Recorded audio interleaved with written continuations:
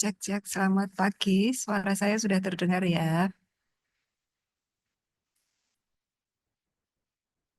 Oke,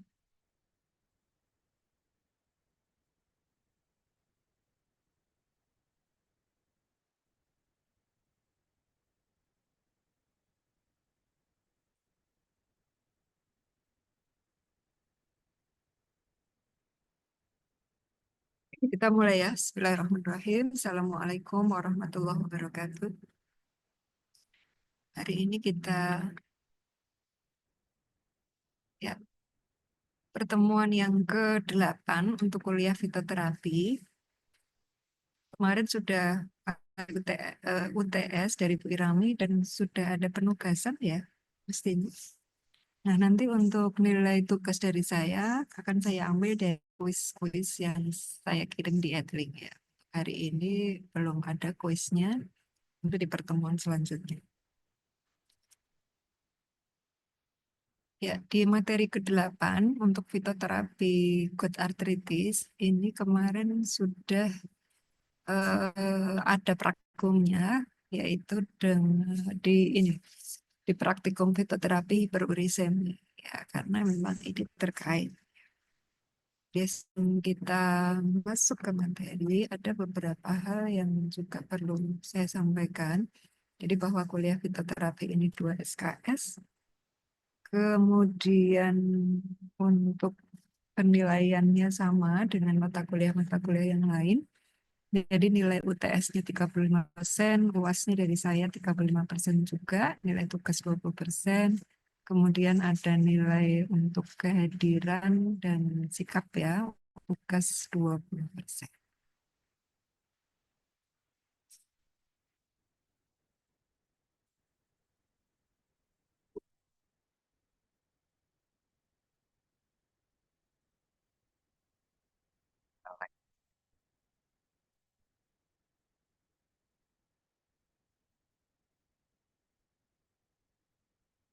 Slide-nya sudah terlihat ya.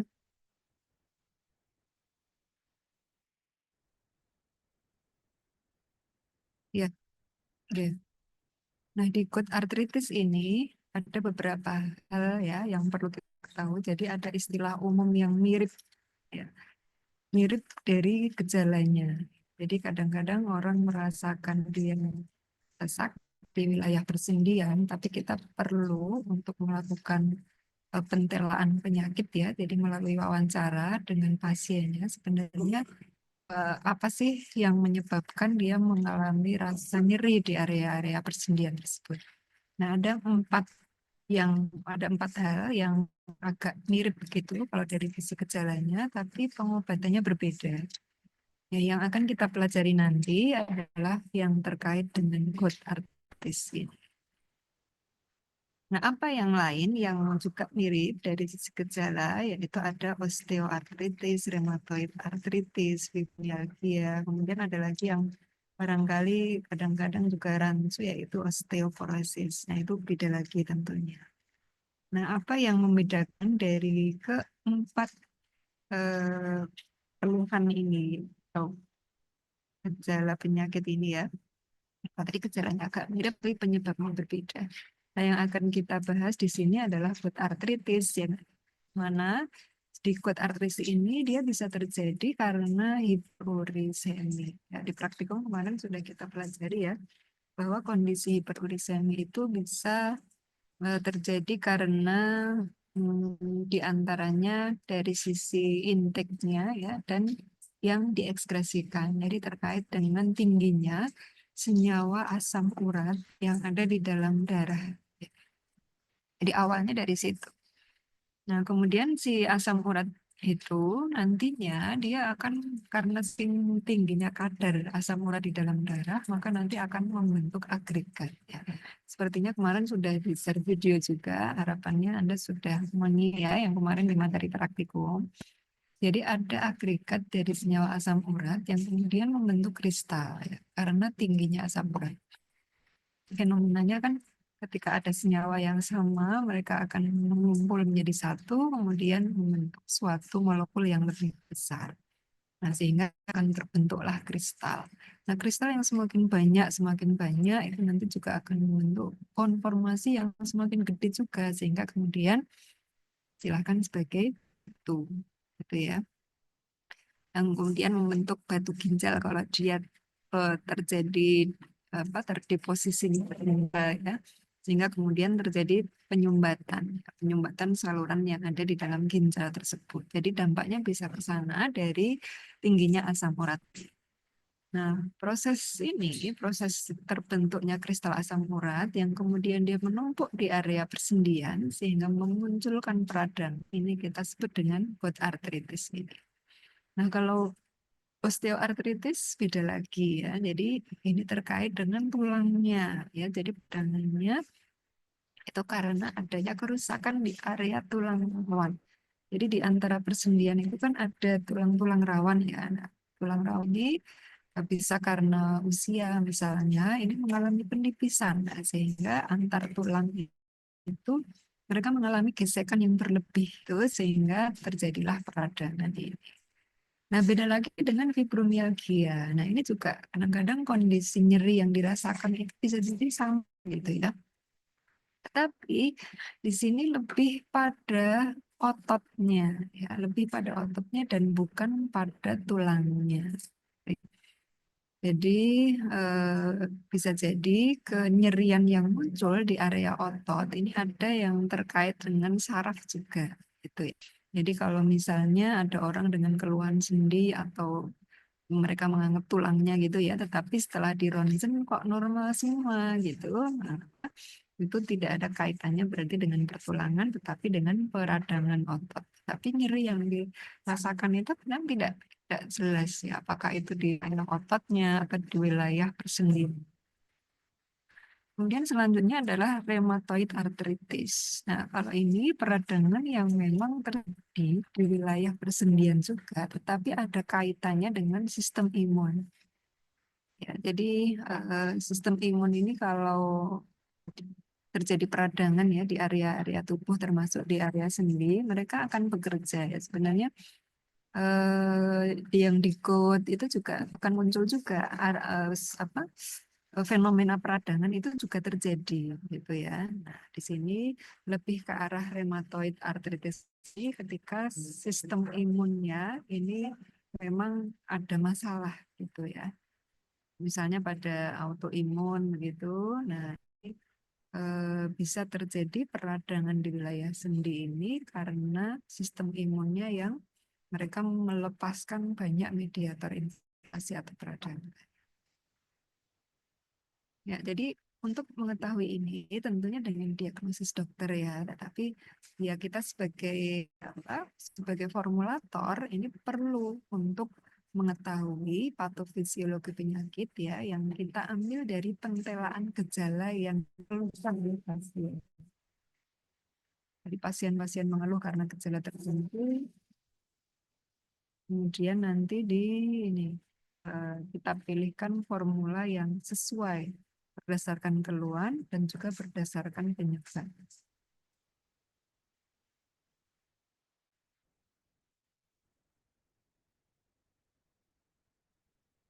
Oke, nah selanjutnya di eh, hal-hal yang perlu kita ketahui juga dari GUT ya, yang awalnya dari hiperurisemi tadi ya, yang kedua itu karena kelebihan di dalam darah.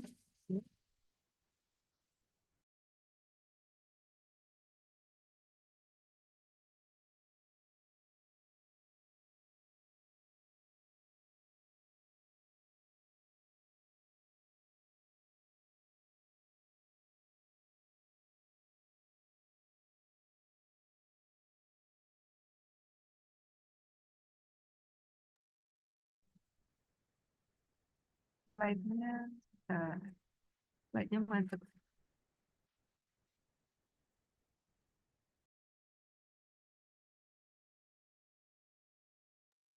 Oh iya, iya, iya, maaf, maaf, lupa belum tak buka suaranya.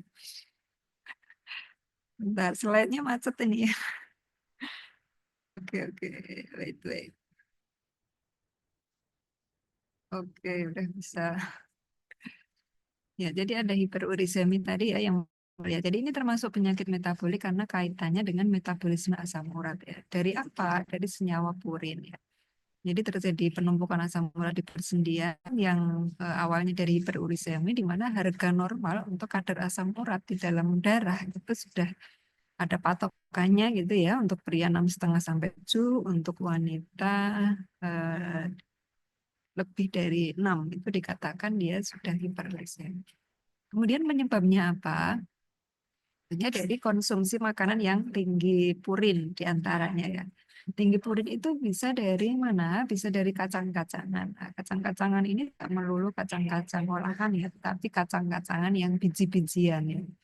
Jadi tidak selalu di kacang bawang ya, kacang keribu, kacang disco, kacang atom, tapi biji-bijian ya, biji-bijian termasuk biji melinjo. Ya, biji-bijian ini bisa di biji saja ya. Eh, Kacang kedelai misalnya, kemudian biji apa namanya, biji kacang gude, ya, yang banyak sekali ya, yang kacang koro, kacang mete, ya, itu semuanya biji-bijian, memiliki purin yang cukup tinggi.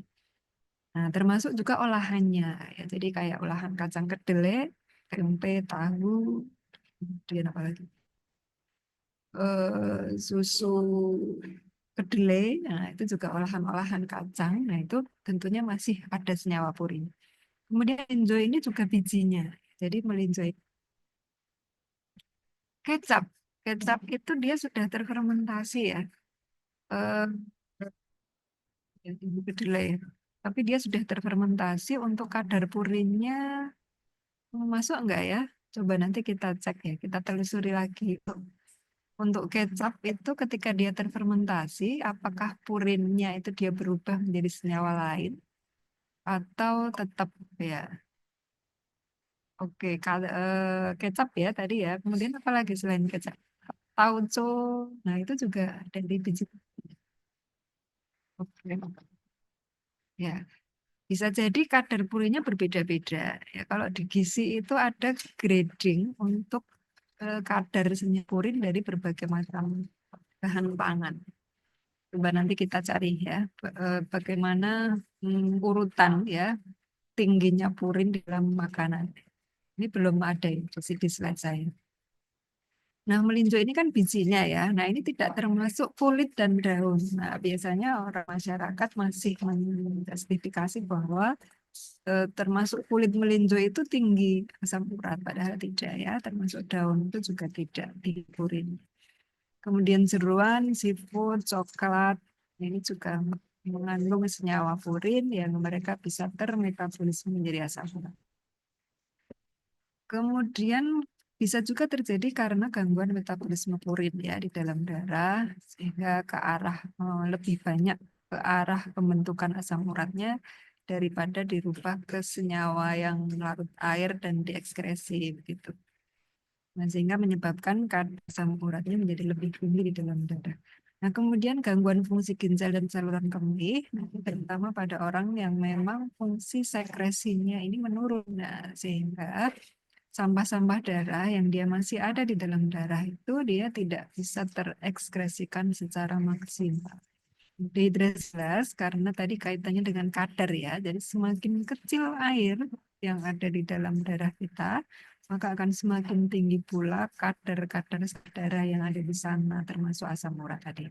Termasuk gula misalnya, kolesterol misalnya. Nah, itu bisa jadi pengaruh dehidrasi bisa berdampak pada metabolit-metabolit yang masih tertinggal di darah.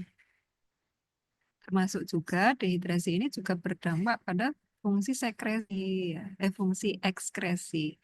Nah, ketika air itu semakin sedikit, maka ekskresinya juga kurang maksimal ya. Konsumsi alkohol berlebih, kemudian aspek genetik dan obat-obatan itu juga bisa berdampak. Obat-obatannya apa saja? Ada beberapa macam ya, dan nanti kita telusur lagi ya daftar obat-obat yang dia bisa berdampak pada tingginya atau memicu metabolisme ke arah asam urat.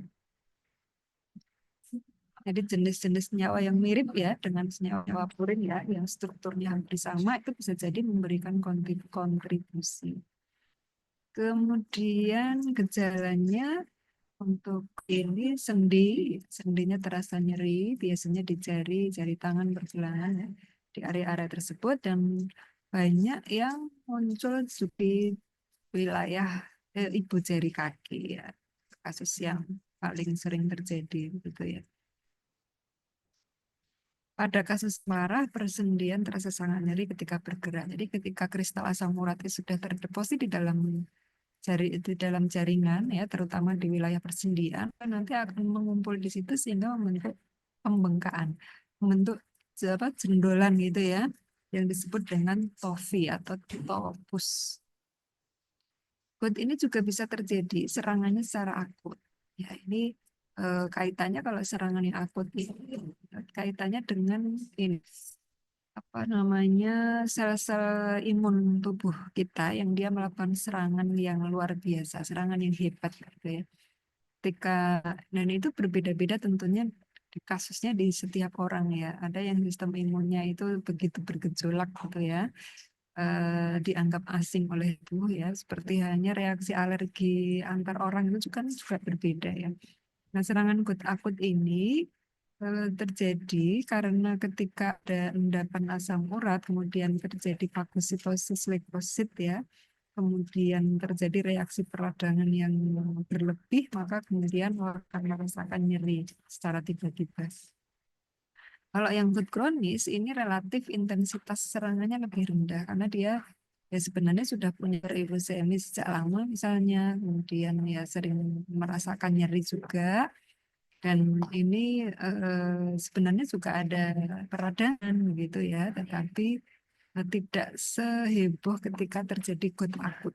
Ya, sebenarnya juga terjadi kondisi abnormalnya itu sebenarnya juga bisa jadi sama gitu, tetapi bagaimana respon imun itu merespon tadi si kristal asam tadi itu yang membuatnya menjadi berbeda.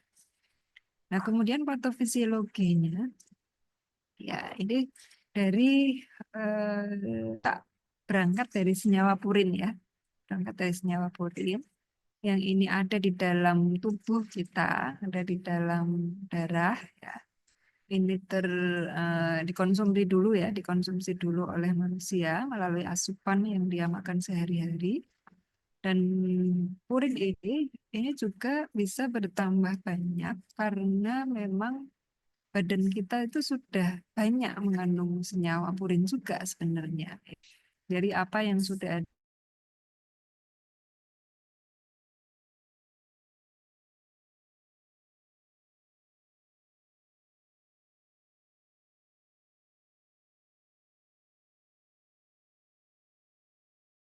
ternyata hostnya ancat. Oke, nah untuk patofisiologinya tadi ya kenapa bisa terjadi kok tadi jadi memang adanya senyawa purin ya. Senyawa purin ini senyawa siklik dengan unsur nitrogen ya tadi termasuk senyawa basa. Ini bisa berasal dari komponen DNA, RNA yang ada dalam sel kita sendiri ya, asam ribonukleat. Kemudian bisa juga dari asupan, sehingga ada senyawa purin ini. Kemudian purin ini dia dimetabolisme menjadi hipoksantin. Dari hipoksantin dia dimetabolisme lagi menjadi santin. Kemudian enzim santin oksidase dia diubah menjadi senyawa asam urat. Nah, dalam prosesnya ini kan membutuhkan enzim santin oksidase. Nah, allopurinol ini mengeblok enzim tersebut sehingga dia memutus metabolisme hipoksantin menjadi santin dan santin menjadi asam urat. Nah, santin ini dia bisa diekskresikan melalui ginjal. Nah, sehingga di sini kita bisa melakukan penata laksanaan untuk itu dengan mengurangi asam urat dengan menambahkan diuretik supaya apa? Supaya santinnya itu cepat keluar ya, supaya cepat keluar dan tidak menjadi eh, sampah darah ya. Kemudian allopurinol ini dipakai untuk memblok juga santin oksidase supaya senyawa purin ini tidak banyak yang berubah menjadi asam urat.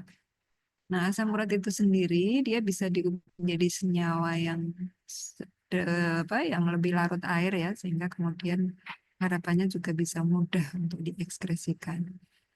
Nah, asam urat yang dia masih terdeposit di dalam darah ya, banyak tertinggal di darah karena diet yang tinggi purin tadi, juga karena ekskresinya itu berkurang, bisa terjadi karena fungsi ginjal yang menurun, bisa juga karena memang overload asam urat, bisa juga karena dehidrasi, begitu, maka terjadilah kristalisasi asam urat di dalam jaringan, ya, termasuk juga pada wilayah persendian. Ketika muncul asam urat yang ada di wilayah jaringan, maka datanglah sel-sel imun tubuh kita memberikan respon, ya. Memberikan respon pertahanan karena tentunya kristal asam urat itu dianggap sebagai benda asing, ya. Sehingga sel leukosit, baik dia makrofag misalnya, neutrofil, basofil, sel T, membentuk suatu sistem ya pertahanan tubuh. Di antaranya adalah fagositosis ini. Fagositosis oleh makrofag misalnya, berusaha untuk menelan atau mencaplok si kristal-kristal yang ada tadi, masuk juga sambil melepaskan mediator rasa nyeri, mediator inflamasi yang lain. Nah, untuk menekan sistem imun yang membuat pasien itu merasa tidak nyaman, maka bisa dengan pemberian toksin. Kemudian peradangan yang muncul karena adanya sistem imun yang bergejolak tadi bisa ditekan dengan steroid ataupun non-steroid. Itu ya. Jadi ini obat-obat yang terlibat, ya, obat-obat konvensional yang terlibat pada terapi HUD. Nah, sehingga melalui mekanisme aksi tersebut, kita bisa melakukan pendekatan sainifikasi jamu ya, atau fitoterapi berdasar saintifikasi gitulah, berdasarkan pedoman terapi yang sebenarnya berkiblat dari tadi apa obat-obat konvensional yang sebelumnya tadi. Jadi di jamu Indonesia ini kita menganut paham saintifikasi. Jadi kita berkiblatnya juga pada obat-obat konvensional gitu ya. Ya, ini agak berbeda dengan kiblat kedokteran timur ya, agak sedikit berbeda gitulah. Tapi kita tidak mempelajari kedokteran timur ya, yang tertarik mungkin bisa ke Cina atau belajar PCM atau belajar Sinse dengan para pengobat-pengobat Cina itu. Karena untuk kedokteran timur itu apa ya, dia berbeda aliran lah dengan kedokteran barat. Nah, kalau saintifikasi kita kedokteran barat seperti itu. Karena masih mengacu pada obat-obat konvensional yang tadi ya. Karena lebih logis lah artinya sistem pengobatan kita yang konvensional itu kan sudah established ya, kita belajarnya ya ke sana kiblatnya gitu, sehingga pengobatan alam pun juga berkiblat ikut-ikutan ke sana supaya lebih mudah logikanya. Nah, untuk pengobatan KUT ini kita bisa menggunakan pendekatan yang mirip ya. Tadi yang pertama yaitu seperti kerja allopurinol tadi yang menghambat enzim santin oksidase, enzim yang mengubah senyawa santin menjadi asam urat. Nah, sehingga atau terapinya yaitu bisa dicari bahan-bahan alam yang dia sifatnya juga urikostatik. Statik dari kata statis, menghambat ya. Uriko dari kata urik, ya, urik asid atau asam urat. Nah, sehingga di mekanisme yang pertama yang bisa kita pilih dari pemilihan bahan alamnya yaitu mencari bahan-bahan yang dia sifatnya memblok pembentukan asam urat tadi.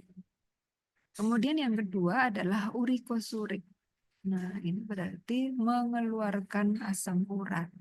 Itu memacu ekskresi asam urat dalam urin supaya dia dibuang dari tubuh. Harapannya kemudian kadar asam urat di dalam darah itu bisa berkurang karena sudah dikeluarkan melalui ginjal. Nah, maka dipilih bahan alam seperti ini. Ini berarti sama dengan diuretik yang tadi. Kalau urikostatik mirip dengan mekanismenya allopurinol. Urikosurik mirip dengan mekanismenya diuretik. Nah, kemudian ada efek ada peradangan ya yang terjadi di mana kalau peradangan itu maka yang terlibat adalah eh, apa namanya rasa nyeri, kemudian misalnya bengkak, rasa panas gitu ya di area tersebut.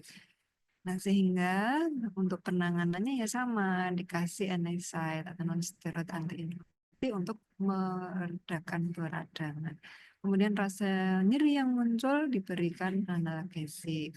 Nah, kemudian ada sistem imun yang juga melakukan penyerangan di area-area yang terdeposisi oleh kristal asam urat, maka untuk menurunkan aktivitasnya di bidang onkologis. Gitu ya. Nah, sekarang kita masuk ke bahan-bahannya. Jadi contoh-contoh untuk bahan alam ini sebenarnya sangat banyak ya, tetapi di sini diberikan beberapa saja di slide saya. Yang pertama yaitu Caesalpinia sapa, di mana ini masuk ke urikostatik. Ini berarti dia bisa mengeblok apa, mekanisme ke arah bentukan asam urat itu dihambat. Nah, Caesalpinia sapan ini yang dipakai adalah bagian lignumnya atau kayunya. Di batang yang batang utuhnya ya, yang dipakai adalah lignumnya. Lignum itu berarti wilayah setelah korteks, setelah kulit. Ya, jadi bukan kulitnya, tetapi kulitnya dikelupas, kemudian ambil bagian dalam. Setelah korteks itu kita sebut dengan lignum atau kayu ya. Nah, bagian bagaimana cara pengolahannya? Jadi ada beberapa penelitian yang sudah membuktikannya secara in vivo maupun in vitro, di mana di sini digunakan infusanya. Gunakan infusa. Infusa berarti perebusan selama 15 menit, suhu berapa? Antara 90 sampai 98 derajat Celcius ya, selama 15 menit. Ya, ini infusanya ini sudah pernah diujikan secara in vivo pada ayam. Ya, walaupun manusia bukan ayam kan. Tapi apa yang sudah terjadi secara in vivo ini bisa menjadi acuan ya. Dan itu boleh ya. Karena uji-uji in vivo ini diarahkan sebagai landasan nanti untuk perizinan obat bahan alam yang masuk dalam kategori obat herbal terstandar. Ya, ujinya uji in vivo. Jadi kalau orang mau jualan jamu ya, kalau mau jualan jamu, nah itu kan eh, apa namanya ada klaim indikasi ya kalau didaftarkan sebagai obat alam. Nah, klaim indikasinya ini didasarkan pada bukti-bukti yang sudah ada, bukti penelitian atau bukti empiris. Semakin kuat buktinya, maka grade obat yang kita daftarkan menjadi semakin naik. Ya, masih ingat ya, di jamu, kemudian obat herbal terstandar, sampai ke fitofarmaka. Kalau in vivo berarti nanti bisa didaftarkan izin jamunya, izin obat tradisionalnya itu sebagai obat herbal terstandar. Ya, kemudian senyawa yang diduga aktif adalah zat aktif turunan benzopiran atau kroman dengan substituen fenolik. Ya, ini senyawa yang tidak sederhana ya. Dan dosis zat aktifnya agak besar ya. Jadi dosis yang tinggi ya, perlu dosis yang tidak kecil gitu maksudnya karena memang ini infusanya gitu ya. Bisa jadi minum banyak sampai warak gitu ya, baru bisa menurunkan asam urat. Kemudian penelitian lain juga ada penelitian in vitro. Penelitian in vitro itu artinya di dalam tubuh, tidak di dalam tubuh hewan uji atau tidak di dalam tubuh manusia ya, tetapi in vitro itu di luar ya. Di luar itu di mana sih? Ya bisa di petri, di tabung gitu ya. Melalui in vitro ini bisa ditelusur bahwa sang ini dia memang memiliki kemampuan menghambat enzim santin oksidase. Nah, ini yang diujikan pada fraksi etil asetat dari ekstrak etanol ternyata positif sebagai urikostatik ya. Jadi selain infusa yang diuji in vivo, ini juga sudah pernah ada dibuat ekstrak etanolnya. Kalau infusa kan air ya, dibuat rebusannya itu ternyata bisa menurunkan asam urat. Kemudian diekstraksi dengan etanol, itu ternyata juga bisa menurunkan asam urat, apalagi kalau dia difraksinasi dengan etil asetat. Senyawa-senyawa yang semipolarnya itu yang diujikan ternyata dia bisa menghambat enzim santin oksidasi. Dan dari proses vaksinasi ini bisa diketahui bahwa senyawa aktif yang bisa menurunkan asam urat lebih bersifat semipolar. Jadi tidak nonpolar ya. Jadi ternyata pada fraksi nonpolarnya ini di fraksi enheksan ini tidak lebih baik, hasilnya lebih buruk ya. Fraksi enheksan ini lebih buruk. Jadi lebih bagus fraksi yang semipolar, jadi lebih ke arah semipolar sampai polar zat aktifnya. Oke. Nah, kemudian yang berikutnya adalah Stenococcus pura atau kepel. Nah, ini tanaman yang dia buahnya sak kepel-kepel ya, tetapi yang dipakai adalah daunnya. Di sini daunnya ini ketika dia diinfus, ya, ini juga sudah bisa menurunkan asam urat. Dia juga punya potensi antioksidan ya dengan senyawa juga mirip ya flavonol di sini. Dan ini juga sama ternyata kalau dilihat dari kelarutan atau sifat senyawanya, ini ternyata juga senyawa polarnya ya. Jadi dia diekstrak metanol ini ya. Fraksi di ekstrak metanol ini kan relatif polar ya, dan difraksinasi ternyata fraksi yang tidak larut petroleum ether itulah yang bisa menurunkan asam uratnya. Petroleum ether itu non polar sehingga yang diambil itu yang enggak larut. Jadi ketika vaksinasi semoga sudah masih ingat ya di fitokimia ya. Vaksinasi itu ekstraksi yang berulang gitu. Jadi pertama kita ekstraksi dengan metanol.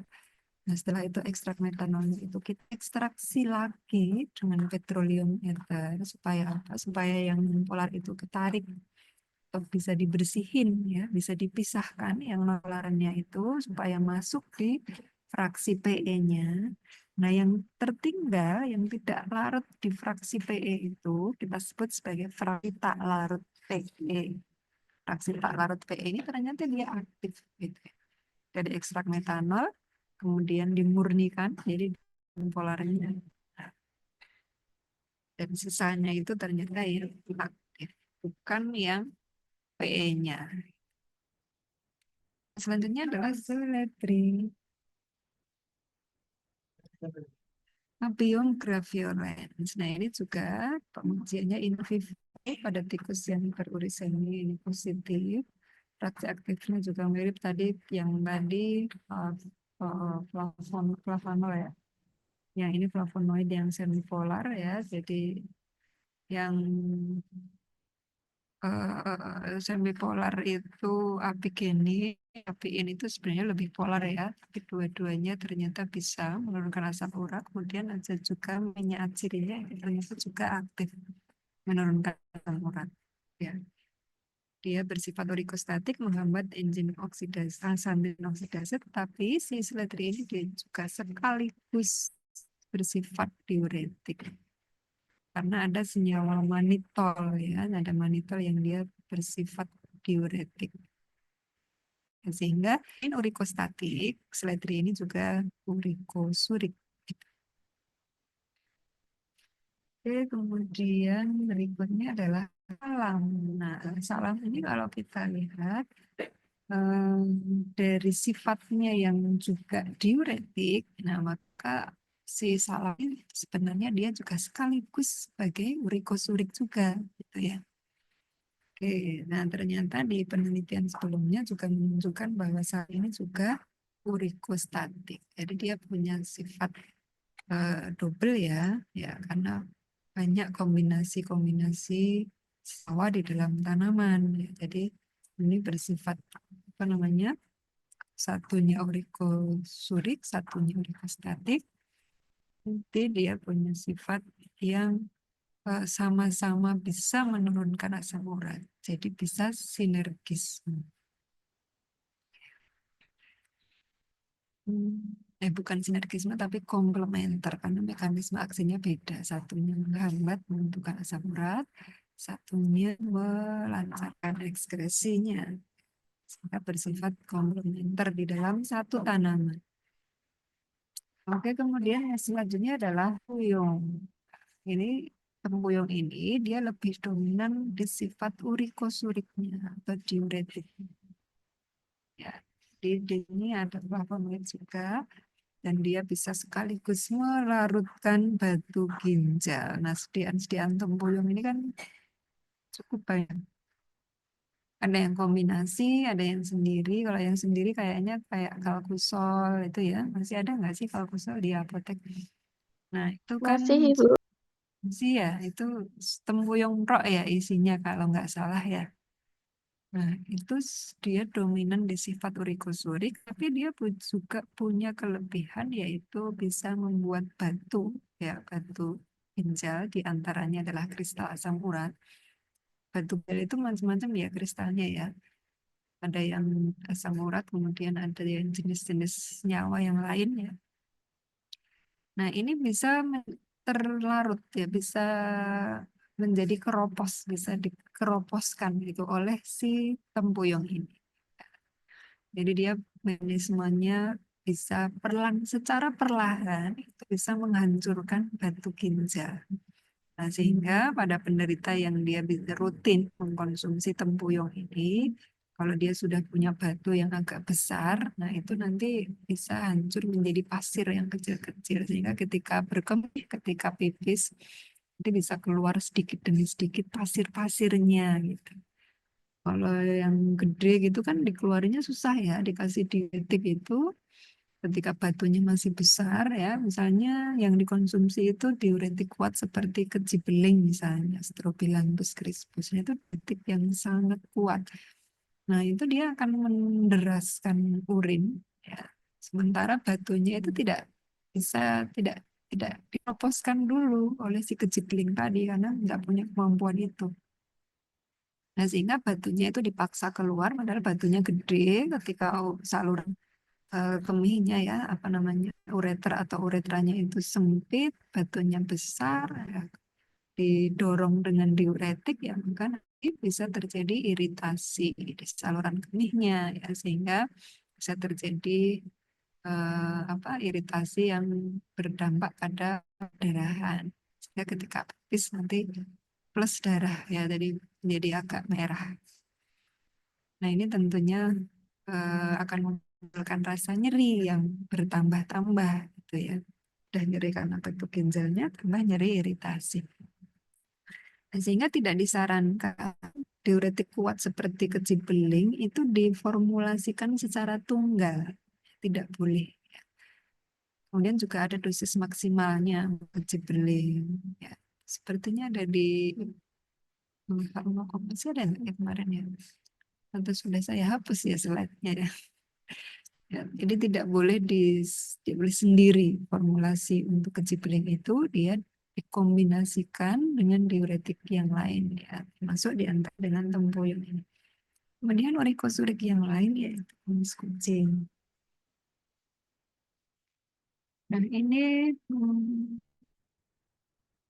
kumis kucing ini juga sifatnya diuretik dengan kandungan kalium dan flavonoid sinensetin. Sifatnya menjadikan diuretiknya ini bisa dari banyak senyawa. Dari sinensetin itu diuretik, kalium juga diuretik. Ya. Sehingga yang sama-sama diuretik ini menjadikan senyawa-senyawa pada kumis kucing ini bersifat sinergis. Kemudian ada Peperoma pellucida atau suruan yang dia seperti ya apa gulma-gulma yang banyak di sekitar di sekitar pekarangan ya, di mana-mana nih banyak ini suruhan ini. Nah, dia ternyata bisa dua-duanya ya. Jadi selain urikostatik juga urikosurik. Nah, ini sudah dimanfaatkan infusannya dan sudah pernah diteliti juga secara in vivo pada ayam. Nah, ini infusa untuk herba suruhan ya. Kemudian kandungnya ada flavonoid, ini bahkan juga sudah diisolasi. Jadi tanaman ini cukup mudah didapat dan potensinya cukup kuat ya, cukup baik ya untuk menurunkan asam urat. Nah, tadi adalah contoh-contoh bahan yang dia ada yang kedudukannya di dalam formula obat bahan alam hiperuricemia atau GORD itu adalah sebagai bahan aktif utama. Sebagai bahan aktif utama berkhasiat ya Mas ya, definisinya bahan aktif utama berkhasiat itu berarti apa? Bahan yang dia langsung menuju pada penurunan asam urat. Jadi dia mekanisme aksinya itu langsung di penurunan asam uratnya, ya. Menghilangkan asam uratnya. Ini asam uratnya biar turun. Itu berarti sebagai bahan aktif utama berkhasiat. Jadi melalui urikostatik dan urikosurik, nah itu diharapkan asam uratnya turun sehingga bahan-bahan tadi seperti salam, kemudian kepel, ya, kemudian secang itu dia kedudukannya di dalam formula adalah sebagai bahan aktif utama. Nah, tetapi pada penderita asam urat itu juga muncul kondisi yang lain seperti yang di patofisiologinya bahwa terjadi peradangan, bahwa juga terjadi nyeri itu sehingga diperlukan bahan-bahan yang sifatnya adalah sebagai bahan aktif pendukung. Ya, jangan keliru ya, bahan aktif utama berkhasiat dan ada bahan aktif pendukung. Nah, apa saja bahan aktif pendukungnya? Ada antiinflamasi, ada analgesik gitu ya. Nah, di sini yang bisa bersifat antiinflamasi diantaranya adalah kurkuma, santorisa. Nah, ini sifat antiinflamasinya sudah banyak buktiannya, tidak hanya secara in vivo ya, tetapi juga sudah pernah diujikan secara klinis ya. Cuma di sini saya belum menyertakan ya data penelitian yang terbaru. Nah, kemudian untuk pereda nyeri ada cengkeh, jahe, jinten hitam, kencur, dan salam. Ya, jadi di sini yang sudah disebut di depan tadi adalah salam atau sesigium tadi ya, sesigium polyanthum ya, atau Eugenia polyantha sama itu sinonim. Nah, salam tadi dia punya mekanisme yang banyak ya. Jadi ada urikostatik iya, urikosurik iya, kemudian analgesik juga iya. Ini berarti dalam satu tanaman ada kombinasi efek, ya, ada interaksi di dalam tanaman yang sama, disebut dengan endointeraksi ya, karena di dalam satu tanaman ada banyak senyawa dan mereka berkolaborasi ya. Kalau mekanisme berbeda untuk mendukung satu tujuan itu berarti interaksinya adalah secara komplementer. Nah, selain ekstrak-ekstrak dan fraksi, ada juga isolat yang dia juga punya potensi. Di antaranya yaitu quercetin, bromelain, antosian, dan proantosian. Dan ini banyak sekali dalam tanaman ya. Misalnya apa? Kenikir, kemudian daun-daunan apa? Daun singkong, ya. Banyak yang mengandung quercetin ini. Termasuk dalam beberapa buah-buahan juga ada. Menghambat produksi asam urat ya melalui apa penghambatan enzim samping oksidase ya, kemudian menghambat pelepasan agen inflamasi sehingga dia bisa sekaligus sebagai antiinflamasi. Jadi sifatnya bisa seperti NS gitu ya. Kemudian bromelin itu ada di dalam buah nanas yang bersifat antiinflamasi juga. Kemudian dia juga bisa bereksointeraksi kalau digabungkan dengan quercetin. Kenapa kok eksointeraksi? Karena quercetin dari bahan A ditambah dengan bromelin dari buah nanas. Ada interaksi. Ya, dan efek-efek itu mereka saling mendukung. Antusian dan dan proantusian ini juga bisa menurunkan asam urat dan juga bersifat sebagai antioksidan. Nah, ini untuk ramuannya ya. Ramuan contoh. Kalau untuk ramuan kemarin sudah ada di praktikum. Beberapa contoh sudah ada di sana. Jadi sudah bisa. Ya, sampai di sini ada yang kali yang mau ditanyakan. Silahkan kalau ada.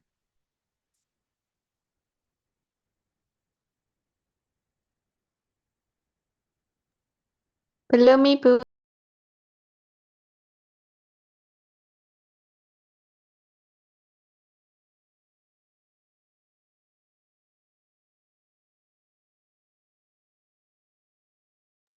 Gimana, Mas?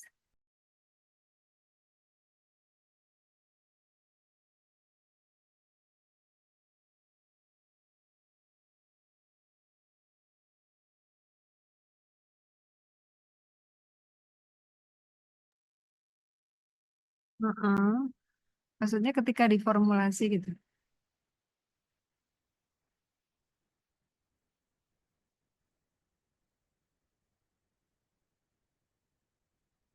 Kering juga bisa. Oh.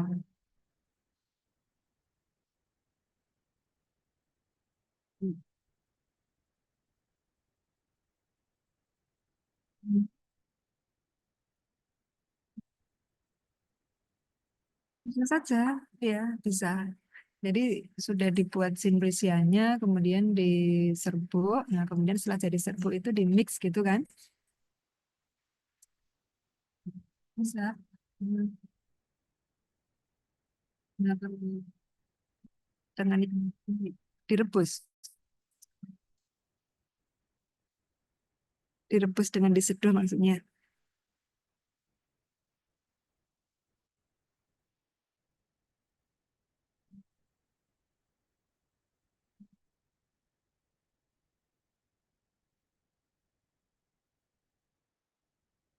Loh, kalau sama-sama kering ya sama.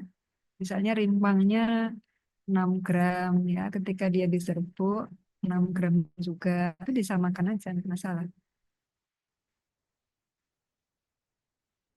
Mm-mm. Sama-sama kering kan? Kalau basah tinggal dikonversi juga gitu. Cuma untuk panduan dosis ini memang ringnya besar ya kalau masih dalam bentuk simplisia seperti ini. Atau bahkan mungkin yang segar itu ring dosisnya itu masih sangat lebar. Ya. Jadi kita bisa mengambil pendekatan dari uji in vivo bisa. Jadi misalnya ada penelitian secara in vivo ya, dosis yang efektifnya itu sekian gitu. Nah, kita konversikan aja seperti di farmakologi itu konversi dari dosis hewan ke dosis manusia, kita konversikan nanti butuh berapa. Itu bisa pakai pendekatan seperti itu.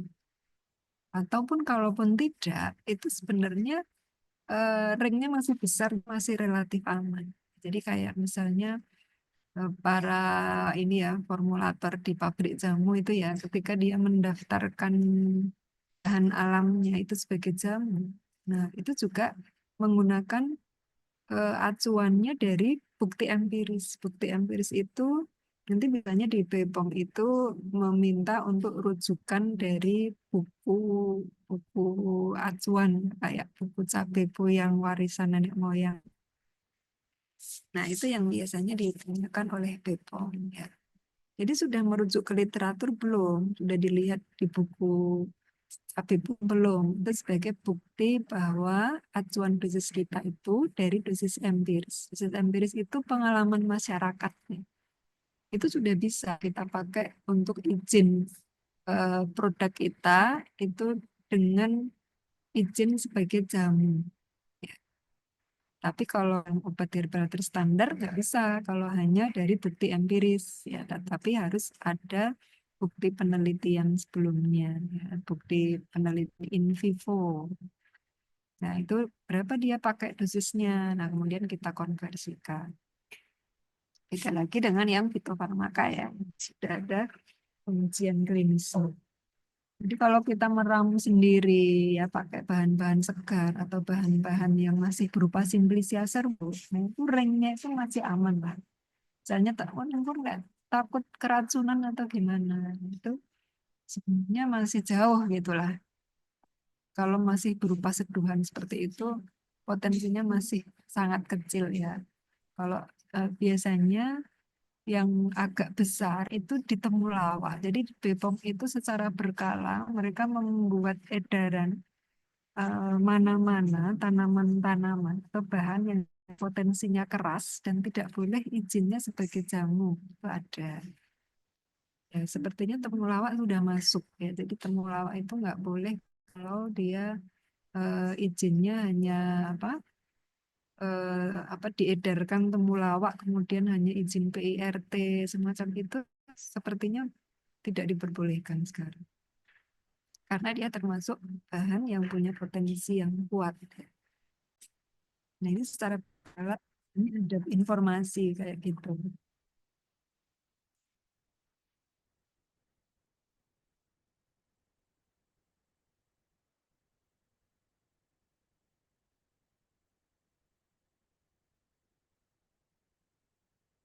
Ya, ya tentunya ada ya, terus bahan-bahan yang sifatnya kecut.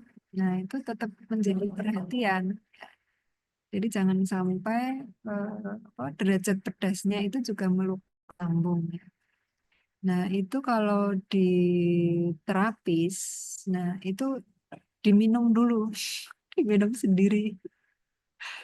Ya, diminum sendiri ya. Kalau misalnya mau dicoba, ya. Karena ya beberapa obat memang tidak selalu sesuai. Ya. Kalau tidak ada reaksi khusus yang muncul, ya biasanya tetap diperbolehkan untuk diedarkan.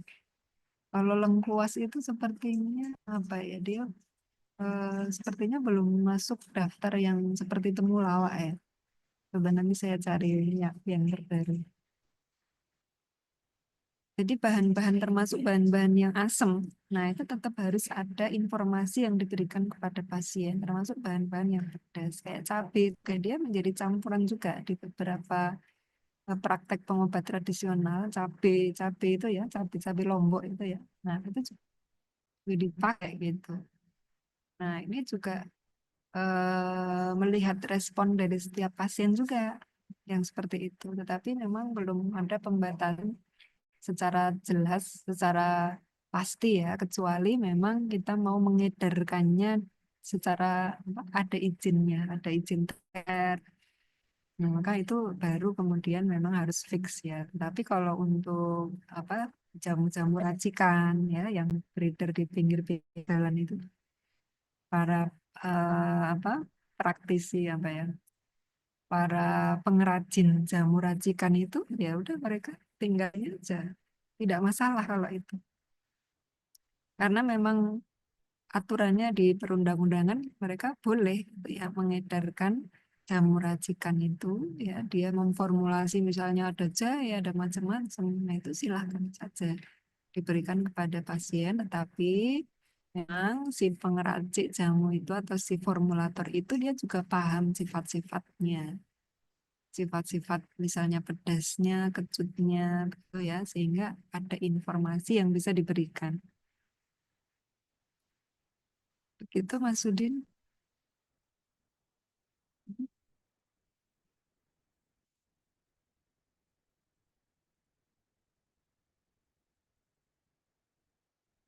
Heeh.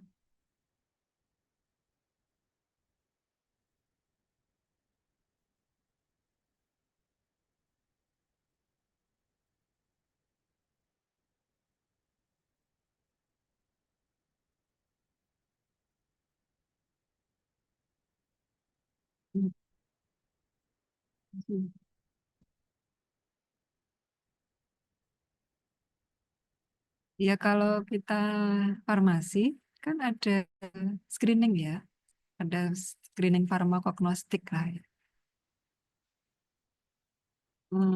Ya kalau misalnya bukan KLT, bisa dari makroskopis. Kan kita sudah belajar kan identik.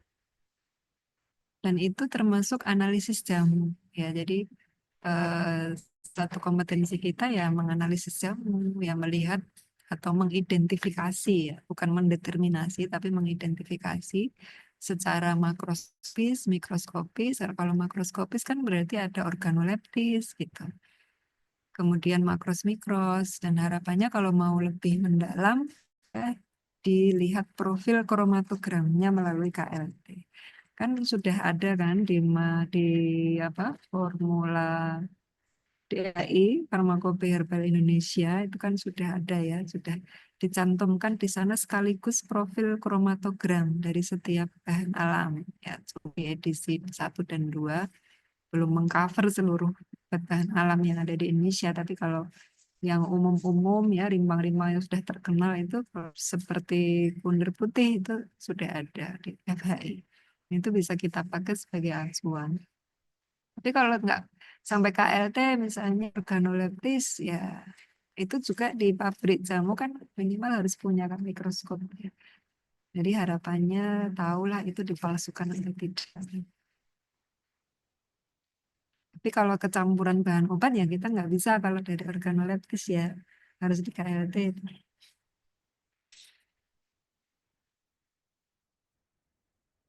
Jadi belinya yang di tempat yang terpercaya. Biasanya ada langganan-langganan yang dia memang menyerbuk sendiri gitu ya. Jadi bisa dipastikan dia menjamin bahwa itu tidak dicampur bahan lain. Sing ora mengkulaan dari tempat lain. Itu Mas Ude, ada lagi barangkali?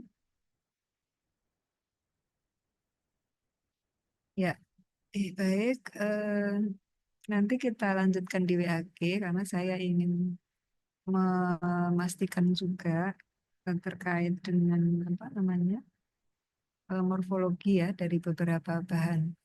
Ya, karena tadi kan semuanya ada di slide saya gitu. Untuk Zoom-nya saya akhiri dulu. Oke, selamat siang, selamat belajar. Kita ketemu di WA. Assalamualaikum warahmatullahi wabarakatuh. Waalaikumsalam warahmatullahi wabarakatuh. Terima kasih, Bu.